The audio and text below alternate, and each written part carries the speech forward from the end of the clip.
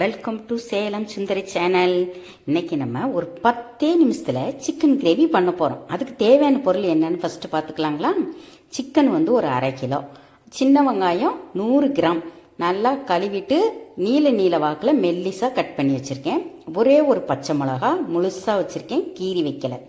அதாவது 10 ரூபா கப்பு இருக்கும் இல்லைங்களா தயிர், அந்த கப்பு 1 கப்பு அளவு தயிர்.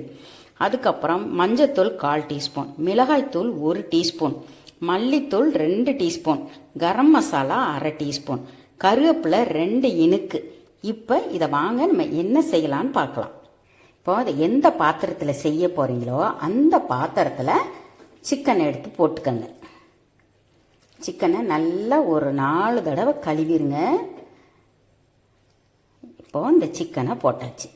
இதில் வந்து என்ன பண்ணுங்க, இந்த தூள் ஒவ்வொரு தூளாக போட்டுருங்க. இப்போ நான் போட்டிருக்கிறது கரம் மசாலா தூள், மஞ்சத்தூள், மல்லித்தூள், மிளகாய்த்தூள், அதுக்கப்புறம் ஒரே ஒரு பச்சை மிளகா, இந்த 100 கிராம் சின்ன வெங்காயத்தை நீல வாக்கில் கட் பண்ணி வச்சுருக்கேன் மெல்லிசா. நீங்கள் விருப்பப்பட்டால் பெரிய வெங்காயம் போட்டுக்கலாம். பெரிய வெங்காயம் போடுறத விட சின்ன வெங்காயம் போட்டிங்கன்னா தான் டேஸ்ட்டே இருக்குது.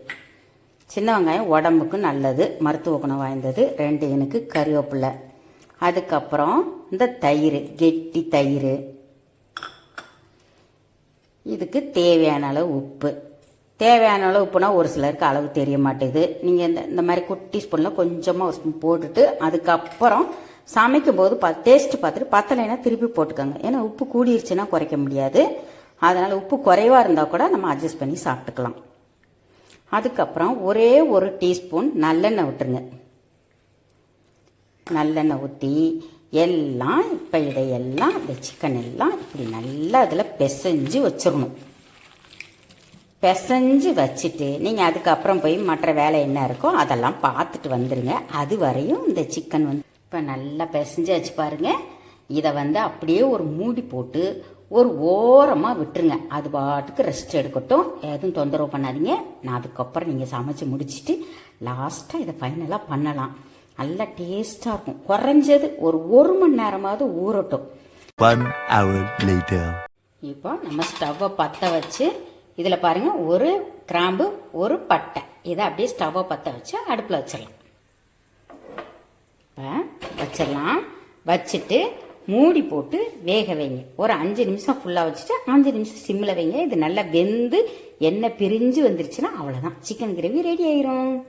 பாருங்க, அப்படியே கொதிச்சு தண்ணி விடுது பாருங்க. நம்ம வேறு எதுவுமே சேர்க்கக்கூடாது, எண்ணெய் தண்ணி எதுவுமே சேர்க்கக்கூடாது. அப்படியே அடுப்பில் வச்சு மூடி வச்சிங்கன்னா இந்த சிக்கன்லேருந்து தண்ணி விடும். தயிர் போட்டிருக்கோம், அதுலேருந்து தண்ணி விடும். அப்படியே மூடி வச்சுட்டு விட்டுறக்கூடாது. அப்பப்போ ஒரு 5 நிமிஷத்துக்கு ஒரு ஆட்டை கிளறி விட்டுறணும். அவ்வளோதான், சிக்கன் வெந்து அதிலேருந்து எண்ணெய் பிரிஞ்சு வந்தோடனே சிக்கன் எவ்வளோ ஈஸியாக இருக்குது பார்த்தீங்களா, டக்குன்னு ரெடி ஆகிடும். ஆனால் டேஸ்ட்டு சூப்பராக இருக்கும். சரி, இப்போ இது வெந்து எண்ணெய் பிரிஞ்சு வரட்டும், பார்க்கலாம். மசாலாலாம் போட்டு ஊற வைக்கும்போது இஞ்சி பூண்டு 1 டீஸ்பூன் போட்டுக்கோங்க. இஞ்சி பூண்டு போடும்போது வீடியோ வந்து ஸ்கிப் ஆயிடுச்சு, அதனால் மறக்காமல் 1 ஸ்பூன் இஞ்சி பூண்டு விழுது சேர்த்துட்டு பிசைஞ்சு ஊற வச்சுருங்க. அவ்வளோதாங்க, சிக்கன் ரெடி ஆயிடுச்சுங்க. இப்போ பாருங்கள் எப்படி பூ மாதிரி வெந்துருச்சுன்னு பாருங்கள். சிக்கன் நல்லா பஞ்சு மாதிரி வெந்துருச்சு. அப்படி கரண்டியில் அப்படி குத்தி பார்த்தீங்கன்னா அப்படி 2ஆக உடஞ்சிருச்சு இல்லைங்களா, இல்லை கைட்ட கூட இப்படி பாருங்கள். பாருங்கள், சாஃப்டாக தொட்டோன்னே எப்படி வருது பாருங்கள், அழகாக வெந்துருச்சு. அவ்வளோதான் பாருங்கள், 10 நிமிஷத்தில் ரெடி ஆயிடுச்சு. இதே மாதிரி நீங்களும் ஒரு தடவை ட்ரை பண்ணி பாருங்கள். பார்த்துட்டு எப்படி இருந்துச்சு என்னன்னு சொல்லுங்கள் எனக்கு. இப்போ கடைசியாக நறுக்கின கொத்தமல்லி தழை போட்டு ஸ்டவ்வை ஆஃப் பண்ணிடலாம். அவ்வளோதான், அருமையான கிரேவி ரெடி ஆயிடுச்சு.